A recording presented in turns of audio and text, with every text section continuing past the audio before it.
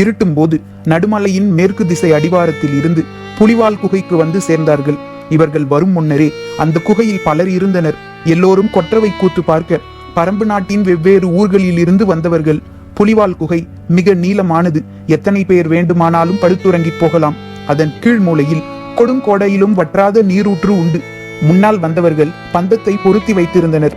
ஏந்தி வந்த ஆயுதங்கள் ஓர் ஓரத்தில் சாய்த்து வைக்கப்பட்டிருந்தன. வேட்டூர் பழையனை பார்த்ததும் எல்லோருக்கும் பெரும் மகிழ்ச்சி. ஆசையோடு வந்து பேசினர். வயோதிகத்திலும் தளர்ந்து விடாத பழையனை பற்றி பேச எவ்வளவோ இருக்கின்றன. ஆணும் பெண்ணுமாக பெருங்கூட்டம் கூடியிருந்தது. தாங்கள் கொண்டு வந்த உணவுகளை பரிமாறிக்கொண்டனர். அவித்த பன்றிக்கரியை உப்பு போட்டு பிசைந்து பெருங்கூடையில் தூக்கி வந்திருந்தது ஒரு கூட்டம். 3 மலைகளை ஏறி இறங்கியவர்களின் பசியை அதுதான் தாங்கும். விரல்களுக்கு இடையில் பன்றியின் ஊன் ஒழுக கடித்து இழுத்தனர். மிகவும் களைத்து போயிருந்த கபிலருக்கு பனையோலை நிறைய துண்டங்களை எடுத்து வந்து நீலன் கொடுத்தான். உப்புக்கரியின் சுவை மிகவும் பிடித்திருந்தது. விரும்பி சாப்பிட்டார் கபிலர். இன்னும் சாப்பிட வேண்டும் போல் இருந்தது. அரை இருட்டில் நீலனை அடையாளம் காண முடியவில்லை. மற்றவர்களுக்கு எடுத்து கொடுத்து கொண்டிருப்பான். சத்தம் போட்டு அவனை அழைக்க தயங்கியபடி இருந்தார் கபிலர். பச்சிளம் குழந்தை ஒன்று பசித்து அழுதது. அப்போதுதான் கை நிறைய கரித்தொண்டங்களை வாங்கிய அந்த தாய் அப்படியே பக்கத்தில் இருந்த கபிலரின் கையில் அவற்றை கொடுத்துவிட்டு சேலை துணியில் கையை துடைத்தபடியே ஓடிப்போய் மூளையில் தோல் விரித்து படுக்க போட்டிருந்த குழந்தையை தூக்கி பால் கொடுத்தாள். கபிலர் கையில் கரித்துண்டங்களோடு உட்கார்ந்திருந்தார். அவள் மறுமுலை தாங்கி குழந்தையை அணைத்தாள். அது வயிறு நிறைந்ததும் உதடு பிதுக்கி மறுத்தது. அதை மீண்டும் படுக்க போட்டு அழகிய சிரிப்போடு கன்னத்தை தொட்டு கொஞ்சிவிட்டு எழுந்தாள். இந்த கூட்டத்தில் யாரிடம் கரித்தொண்டங்களை கொடுத்தோம் என்பது அவளுக்கு நினைவில் இல்லை. எல்லோரும் கரியை கடித்து இழுத்து கொண்டிருந்தனர். பனங்கூடையின் அருகில் போனால் கரி தீர்ந்து விட்டது. அவள் மிகவும் சோர்ந்து போனாள். அந்த அரை இருட்டில் அவளின் தவிப்பு யார் கண்ணிலும் படாமல் இருந்தது. சற்றே கலங்கியபடி அவள் திரும்பும் போது, மகளே, உனக்கான உணவு எனது கையில் இருக்கிறது என்றது கபிலரின் குரல். அவள் குரல் கேட்ட இடம் நோக்கி வந்தாள். கை தாழ்த்தாமல் அப்படியே பிடித்திருந்தார் கபிலர். வாங்கிய அவள் கனிந்த சிரிப்பில் நன்றி சொல்லியபடி கரித்தொண்டங்களை கடித்தாள். கடும் பசி சுவை வேறு இழுத்தது. கையில் இருப்பதில் ஒரு துண்டையாவது சாப்பிடலாமா என பலமுறை தோன்றியது. ஆனால் கை நிறைய கரித்துண்டங்களை வாங்கிய நீ குழந்தையின் குரல் கேட்ட கணத்தில் மொத்தத்தையும் உதறிவிட்டு ஓடினாயே. தாய்மைக்கு முன்பு ஆண்களாகிய நாங்கள் அற்ப புழுவம்மா என்றார் கபிலர். பெரிய சொல்கிறீர்கள். இருட்டில் உங்களின் முகம் தெரியவில்லை. ஆனாலும் தந்தையை முகத்தை பார்த்துத்தான் அடையாளம் காண வேண்டுமா என்ன? சாப்பிட்டுக் கொண்டே பேசினாள். ஈச்ச மதுவுக்கு வறுத்த கரிதான் சரியான ஈடு. ஆனாலும் வெப்பத்தை அடைக்காத்திருக்கும் கற்குகைக்குள் உப்பு கறி துண்டுகள் எல்லாவற்றையும் விஞ்சும். அலுப்பு தீர எடுத்து முடித்தது அந்த கூட்டம். வலி பொறுக்க இன்னொரு குவளையும் சேர்த்து கொடுத்தான் நீலன். குடித்த கபிலர் ஓர் ஓரமாக படுத்து சமாளிப்போம் என முயற்சி செய்தார். எத்தனை ஆண்டுகள் காட்டில் வாழ்ந்தாலும் ஒவ்வொரு நாளும் புது புது அனுபவத்தை தரவல்லது காடு. அன்றைய அனுபவத்தின் கதை காக்கா விருட்சியை பற்றியதாக இருந்தது. இளம் வயது எந்த விலங்கையும் வீழ்த்தும் துணிவோடு வேல்கம்பை தூக்கி நிற்கும். வயோதிகம் எவ்வளவு கொடும் விலங்கிடம் இருந்தும் எளிதில் தப்பிக்கும் வித்தையை கக்கத்தில் வைத்து காத்திருக்கும். பழையனின் கம்பு கூட்டுக்குள் அவன் மரணத்தை வென்ற பல கதைகள் இடுக்கி கிடந்தன. அதில் இன்னொன்றாக இன்றைய கதையும் சேர்ந்து கொண்டது. கபிலர் தூக்கமின்றி எழுந்து உட்கார்ந்தார். தாகம் எடுத்தது. சுனை நோக்கி போகலாம் என நினைத்து எழுந்தார். அதை பார்த்த நீலன் உடன் வந்து அவரை அழைத்துச் சென்றான். மடிப்பு பாறையில் கால்களை கவனமாக தூக்கி வையுங்கள் என்றான். அவர் பதிலேதும் சொல்லாமல் தலையாட்டியபடி வலது கையை மெல்ல உயர்த்தி நீலனின் தோள்பட்டையை பிடித்தார். அவரது கையின் உள்நடுக்கத்தை நீலனால் உணர முடிந்தது. பந்த வெளிச்சத்தை விட்டு விலகி நீரின் சத்தத்தை நோக்கி அவர்கள் நடந்தனர். நான் உங்களை எதிர்பாராமல் கீழே தள்ளியதால் உடல் முழுவதும் காயம் ஏற்பட்டு விட்டது.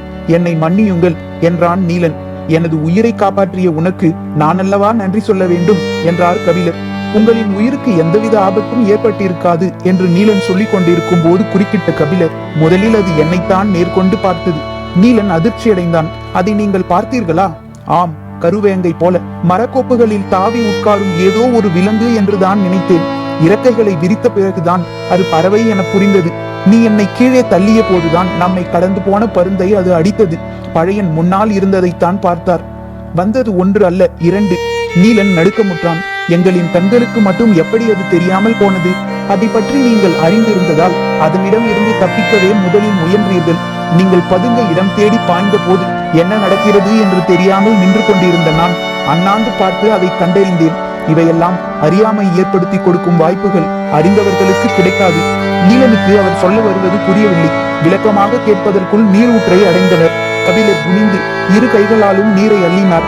நீரின் குளிர்ச்சி உடல் முழுவதும் பரவியது. நீலன் முகத்தை நீரால் அடித்து மயக்கம் கலைத்தான். ஆதிமலையின் வடமேற்கு மூலை மிகவும் செங்குத்தான பாறைகளும் அடர்ந்த மரங்களும் நிறைந்த பகுதி. அதை ஆலிக்காடு என்று நாங்கள் சொல்வோம். அங்கே இரு கடவுகள் உண்டு. ஆதிகால மாந்தர் அவற்றை பயன்படுத்தினராம்.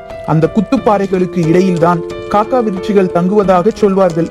அந்த திசையில் மலையை விட்டு மிக தள்ளி குட்டநாட்டு எல்லை தொடங்குகிறது என்றான் நீலன். காக்கா விருட்சி பற்றி நீண்ட காலமாகவே மலை மக்கள் அறிவார்களா என்று கேட்டார் கபிலர். ஆதி காலத்தில் இருந்தே அதை பற்றிய கதைகள் உண்டு. ஆனால் அதை பார்த்தவர்கள் மிகச் சிலரே. இப்போது பரம்பு நாட்டில் உயிரோடு இருப்பவர்களில் அதை பார்த்தவர்கள் 10 பேர்தான் இருக்கும். இப்படி ஒரு பறவையை பற்றி சமவெளியில் வாழும் மக்களுக்கு எதுவும் தெரியவில்லையே. நாடு எல்லாம் சுற்றும் எனக்கே இன்றுதான் இப்படி ஒரு பறவை இருப்பது தெரியும். காட்டில் நமக்கு தெரியாதவை எத்தனையோ உண்டு. நாம் ஆச்சரியப்பட ஆரம்பித்தால் அதற்கு எல்லையே கிடையாது. பேசியபடியே குகைக்குள் நுழைந்தனர். சிறிது நேரத்தில் கபிலர் படுக்க போனார். உடலெங்கும் வலி திரண்டிருந்தது. எந்த பக்கம் திரும்பி படுத்தாலும் வலித்தது. வேறு வழியின்றி சமாளித்துக் கொண்டு படுத்தார். வேட்டூர் கூட்டத்தோடு வந்திருக்கும் புதிய மனிதரை பற்றி நள்ளிரவுக்கு பின் பேச்சு தொடங்கியது. எழுத்து கற்ற புலவர் என்று சொன்னார். பாரியை பார்க்க வேண்டுமாம், அழைத்து வருகிறோம் என்றார் பழையன். அப்போதுதான் ஆழ்ந்த உறக்கத்துக்கு போன கபிலருக்கு தன்னை பற்றி பேசுவது காதில் அரைகுறையாக கேட்டது. தொலைவில் படுத்து கிடந்த இன்னொருவர் கேட்ட கேள்வி காதில் சரியாக விழவில்லை. அதற்கு பழையன் பதில் சொன்னார். ஒற்றனுக்கு உரிய திறன் எதுவும் அவரிடம் இல்லை. கபிலருக்கு கேள்வி விளங்கியது. அப்படி நம்ப வைப்பதுதானே சிறந்த ஒற்றனின் தகுதி என்றது இன்னொரு குரல். பழையனின் பேச்சை மடக்கி பேசுவது யார் என குரல் வந்த திசையை எல்லோரும் பார்த்தனர். இருட்டுக்குள் இருந்த அந்த மனிதனை மற்றவர்கள் பார்த்து அறியும் முன் குரல் கேட்டே பழையன் கேட்டார். வந்திருப்பது கூழையனா? கிழவா, கண்ணும் காதும் அப்படியே இருக்கடா உனக்கு. அருகில் வந்து பழையனை கட்டி அணைத்தான் பரம்பு நாட்டு தென்பகுதி எல்லை காவலன் கூழையன். உயரத்தில் மிக குள்ளனாக இருந்தாலும் வீரத்திலும் பலத்தாலும் யாராலும் விஞ்ச முடியாதவன் என பெயர் எடுத்தவன். படுத்துறங்கும் கபிலரை விட்டு இருவரும் சற்று தூரம் நகர்ந்தனர். காலம் மாறிவிட்டது கிழவா. எண்ணற்ற குளங்களை அடித்து வலு கொண்டிருக்கின்றனர் வேந்தர் மூவரும். எல்லோரின் கண்களுக்கும் உறுத்தலாக இருப்பது பாரிதான்.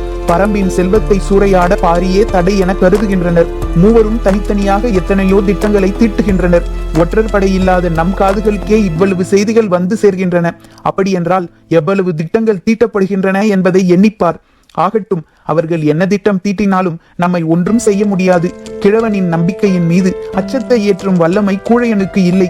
ஆனாலும் கால மாற்றத்தை பழையனுக்கு உணர்த்த வேண்டும் என்று விரும்பினான். உங்களின் காலம் அல்ல இது. சேரனின் மிளகை பின்தள்ளி வணிகத்தில் முன்னேறி கொண்டிருக்கின்றன கொற்கை முத்துக்கள். யவன வணிகத்தில் தனக்கு இருக்கும் முதல் இடத்தை தக்க வைக்க உதியஞ்சேரல் எதையும் செய்வான். மிளகு செடி தழைத்து செழிக்கும் எண்ணற்ற குன்றுகள் நம்மிடம் உண்டு. அது மட்டுமல்ல, ஏற்கனவே பரம்பு நாட்டிடம் அடைந்த தோல்விக்கு பழிவாங்க வேண்டும் என்ற வெறியோடு இருக்கிறான். இது பற்றி பாரியிடம் பேசிவிட்டுத்தான் திரும்புகிறேன். என்ன சொல்கிறாய்? நீ கொற்றவை கூத்தில் பங்கெடுக்கவில்லையா? இல்லை கிழவா, எல்லைக்கு திரும்பியாக வேண்டும். கொற்றவை கூத்தில் பங்கெடுக்காமல் திரும்பும் அளவுக்கு நிலைமை மோசமாக உள்ளதா? நீங்கள் நம்ப மாட்டீர்கள், ஆனால் உண்மை அதுதான்.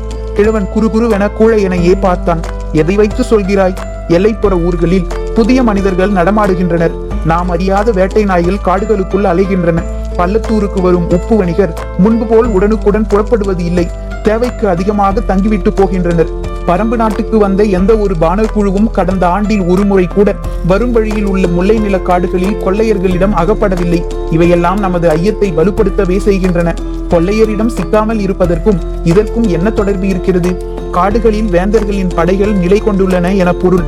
படைகள் இருக்கும் காடுகளில் கொள்ளையர் இருக்க மாட்டார் அல்லவா? நம்மை பலரும் நெருங்கியுள்ளனர். வழக்கத்துக்கு அதிகமாக இந்த ஆண்டு அதிக விருந்தினர் வந்துள்ளனர். போருக்கு முன்னர் விருந்தினரின் எண்ணிக்கை பெருகும் என கேள்விப்பட்டது இல்லையா? அதற்காக விருந்தினரை எல்லாம் சந்தேகப்பட முடியுமா? சந்தேகப்பட முடியாது. ஆனால் கண்டறிய முடியும். அதற்கான எந்த முயற்சியும் செய்யாமல் தான் நீங்கள் இவரை அழைத்து கொண்டு போகிறீர்கள். என்ன செய்திருக்க வேண்டும்? பாணருக்கு தான் வறுமை காரணமாக பரிசில் பெற வேண்டிய தேவை இருக்கிறது. புலவனுக்கு இங்கு என்ன வேலை? எழுத்து கற்றவனுக்கு உதவத்தான் மூவேந்தரும் போட்டி போடுகின்றனரே. அவரிடம் கிடைக்காத பொன்னா பொருளா? அப்படி இருக்க இவ்வளவு கடினமான ஒரு மலைப்பயணத்தை செய்ய வேண்டிய தேவை என்ன? இவை எல்லாவற்றையும் பற்றி கூட நீ அவரிடம் பேசாமல் இருந்திருக்கலாம். ஆனால் தனித்த தேரில் வந்து இறங்கி காட்டுக்குள் நுழைந்திருக்கிறார். இறக்கிவிட்டு போனது யாருடைய தேர்?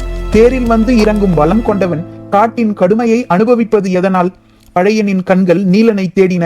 அவன் கூழையனுக்கு பின்னால் நின்றிருந்தான். ஆகட்டும், நாளை காலையில் அவரிடம் பேச்சு கொடுத்து பார்க்கிறேன் என்றார் பழையன். கூழையனின் முகத்தில் சிரிப்பு படர்ந்தது. ஏன் சிரிக்கிறாய் என்று கேட்டார் பழையன்.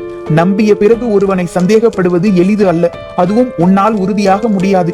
நானே காலையில் அவருடன் பேசுகிறேன். உங்களோடு அனுப்பி வைப்பதா என்னோடு அழைத்து செல்வதா என்பதை அவர் அளிக்கும் பதில்கள் முடிவு செய்யட்டும் என்றான் கூழையன். பழையனும் நீலனும் அதன் பிறகு பேசிக்கொள்ளவில்லை. நீலன் திசைக்காவல் வீரன், கூழையனின் உத்தரவுக்கு கட்டுப்பட்டவன். நிச்சயமாக அவனுக்கு அதிகமான வசவு கிடைத்திருக்கும் என்பது பழையனுக்கு தெரியும். வீரர்களின் கட்டளை ஒழுங்குகளில் பழையனுக்கு எப்போதும் நம்பிக்கை இல்லை. ஒரு மனிதனின் முகத்தையும் சொல்லையும் பார்த்து கணிக்க முடியாதது எதுவும் இல்லை என்று நம்புகிறவர் பழையன். காடு மிகவும் தூய்மையான இடம் மட்டுமல்ல, மனித இதயத்துக்கு மிக நெருக்கமான இடமும் கூட. ஒருவனுக்குள் இருக்கும் உண்மைகளை எளிதில் உதிர்க்கச் செய்யும் ஆற்றல் காட்டுக்கு உண்டு. காட்டின் ஊடே பயணப்படும் ஒருவனால் கபடத்தனத்தை மறைத்து இவ்வளவு தொலைவு எடுத்து வர முடியாது. இதை உணர முடியாத அளவுக்கு கூழையனை பதற்றம் தொற்றியுள்ளது. காலையில் என்னதான் நடக்கிறது பார்ப்போம் என்ற முடிவோடு தலை சாய்த்தான் பழையன். காலையில் பறவைகளின் ஒலியால் காடு நிரம்பி இருந்தது. கபிலரின் தூக்கம் கலைந்தது. உடல் முறுக்கி எழுந்தார். முடிச்சுகள் பிரிவதை போல் தசை நார்கள் பிரிந்து அவிழ்ந்தன. வலி லகுவாகிறதா விட்டு பிடிக்கிறதா என தெரியவில்லை.